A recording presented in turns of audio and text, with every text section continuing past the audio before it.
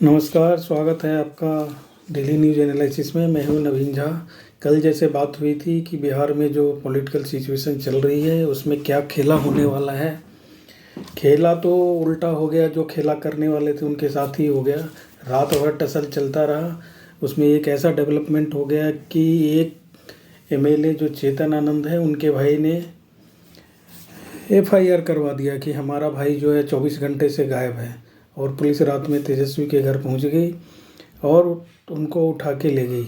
एक एमएलए उनका वहां से कम हो गया।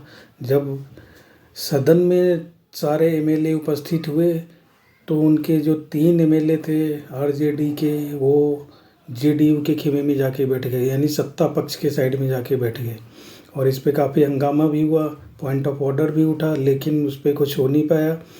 पहला जो इनका था, जो सत्ता पक्ष के लोग थे, उनका पहला काम था कि जो अध्यक्ष है उनको पहले कुर्सी से हटाना है। तो पहले उसके लिए वोटिंग हुई। उसमें जब वोटिंग हुई तो उसमें आरजेडी प्लस कांग्रेस को 112 ही वोट मिले, जबकि 125 वोट आपको जो एनडीए के जो सत्ता पक्ष थे उनको मिले। तो इस तरह से अध्यक्ष की कुर्सी चली गई।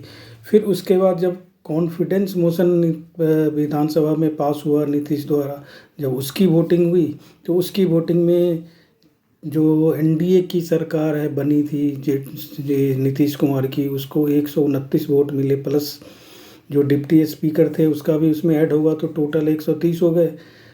लेकिन जो महागठबंधन के जो दल थे वो सभी वॉकआउट कर गए और उनकी काउंटिंग हो नहीं पाई। क्योंकि अगर काउंटिंग होती तो पता नहीं 112 से भी कम हो जाते, तो ये बाहर जो उनका मैसेज जाता वो और भी मैसेज गलत जाता, इसलिए उन लोगों ने वॉकआउट कर गए। और अभी वो वोट ऑफ कॉन्फिडेंस हासिल करने के बाद सरकार ने उनके जो और अलग से एफआईआर कराया है उनके एमएलए के ऊपर। कुछ एमएलए ने, जो जेडीयू के एमएलए हैं, उन्होंने एफआईआर करवाया है कि उनको खरीदने की कोशिश की गई थी। अब ये अलग पचड़े में पड़ गए हैं जेडीयू, ये आरजेडी वाले, कि अब एफआईआर हुआ है तो उसकी इन्वेस्टिगेशन होगा कि कौन उसके पीछे था जो खरीद फरोख्त कर रहा था। वो एक अलग पचड़े में पड़ गए। अभी तो फिलहाल के लिए नीतीश की सरकार को कॉन्फिडेंस मोशन मिल गया है और उनको अब कोई खतरा नहीं है। कम से कम लोकसभा के इलेक्शन तक तो कोई खतरा नहीं है। महागठबंधन जो है उनमें पता नहीं आगे और कितनी टूट हो सकती है लोकसभा के इलेक्शन तक, क्योंकि उसमें जो लोग हैं, जो एमएलए हैं या जो एमपी, उनके एमपी तो खैर है ही नहीं एक भी, उनके जो एमएलए हैं वो भी सफोकेशन में फील कर रहे हैं कि अभी जो राम लहर चल रही है उसके हिसाब से उनका क्या होगा, वो जीत पाएंगे नहीं जीत पाएंगे। तो तेजस्वी का जो आगे का टाइम अभी आ गया है, काफ़ी स्ट्रगल भरा हो चुका है। अभी लोकसभा के इलेक्शन तक देखते हैं वो कितना सरवाइव कर पाते हैं। भाषण देते हुए तो बोला है तेजस्वी ने कि अभी हम पब्लिक के बीच जाएंगे, अब पब्लिक में एक्सेप्टेंस कितनी होती है ये तो देखने वाली बात है।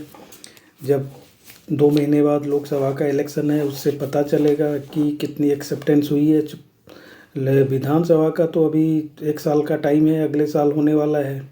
तब तक लोकसभा का इलेक्शन जो उसको आप सेमीफाइनल मान लीजिए, सेमीफाइनल में देखिए क्या होता है।